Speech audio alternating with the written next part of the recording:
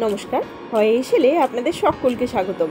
বিভিন্ন ধরনের স্ট্রিট ফুডের মধ্যে পাওভাজি কিন্তু ভীষণ ফেমাস। আজ সেই পাওভাজি বানাবো, কিন্তু একটু অন্যভাবে, হেলদি পদ্ধতিতে। ভাজিটা হবে লাউ দিয়ে। এই পাওভাজি কাউকে না বলে খাওয়ালে কেউ বুঝতেই পারবে না এটা লাউ দিয়ে তৈরি।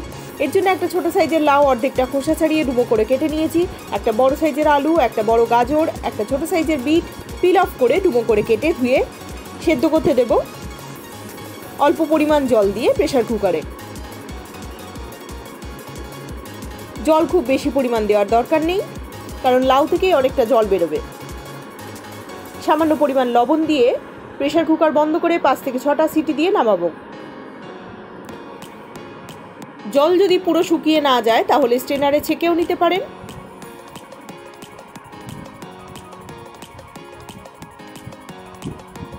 দেখুন, খুব সামান্যই জল আছে। এবার একটা স্ম্যাশারে খুব ভালো করে স্ম্যাশ করে নেব।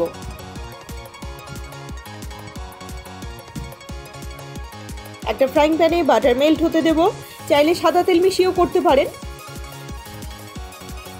এতে দেব সামান্য গোটা জিরে, 1 টিস্পুন মতো গোটা জিরে দিয়েছি।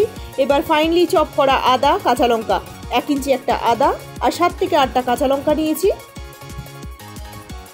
ভালো করে নেড়ে চেড়ে দিয়ে দেব 2টো বড় সাইজের টমেটো কুচি।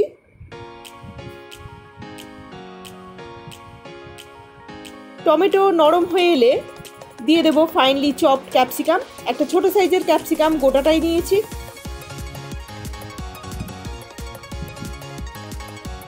নেড়ে চেড়ে ঢাকা দিয়ে দেব 2-3 মিনিটের জন্য।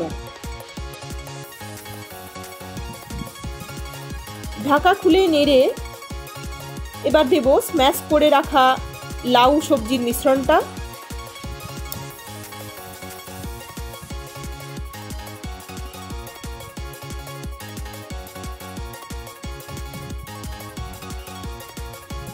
আমি এখানে অল্প পরিমাণ বাটার দিয়ে করেছি।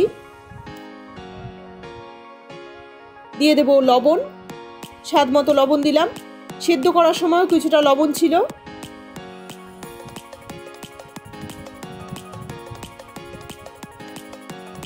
এবার ঢাকা দিয়ে আরো 2-3 মিনিট রান্না করব।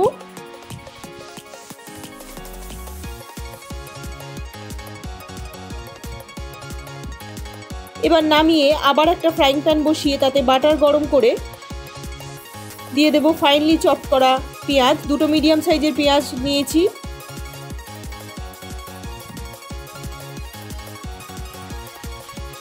পেঁয়াজটা খুব ভালো করে ফাইনলি চপ হালকা ভাজা করে দিয়ে দেব 2 টিস্পুন শুকনো লঙ্কার গুঁড়ো। পাওভাজি মশলা দেব, যে কোনো ব্র্যান্ডের পাওভাজি মশলাই নিতে পারেন। 2 টেবিল স্পুন মতো দেব। 2 টিস্পুন মতো কাসুরি মেথি হাতে হালকা ক্রাশ করে দিয়ে দেব। দেব ধনেপাতা কুচি। এবার খুব ভালো করে মিশ্রণটা মিশিয়ে নেব।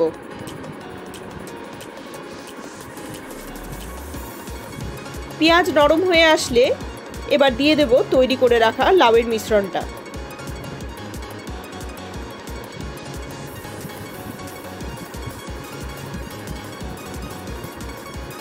আমি এখানে অর্গানিক ফুড কালার ইউজ করেছি, না চাইলে স্কিপ করতে পারেন।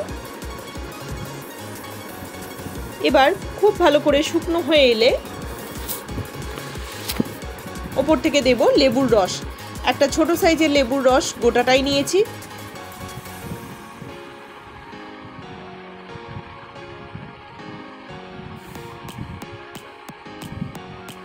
ঝাল লবণ সবাই নিজের পরিমাণ মতোই ইউজ করবেন।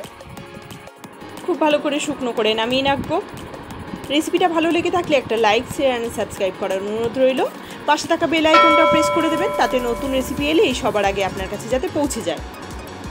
এবার একটা ফ্রাইং প্যানে একটু বাটার দিয়ে 2 টিস্পুন মতো পাওভাজি মশলা দেব। হালকা নেড়ে চেড়ে একটু ধনেপাতা কুচি দেব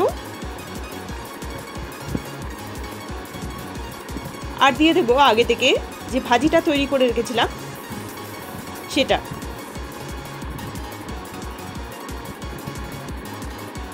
আমি এখানে 8টা পাও নিয়েছি, সেই অনুপাতেই ভাজি বানিয়েছি।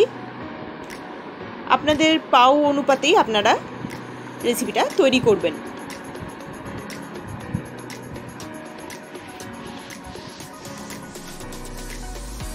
এবার পাউগুলো দিয়ে ভালো করে দুপিঠ সেঁকে নামাবো।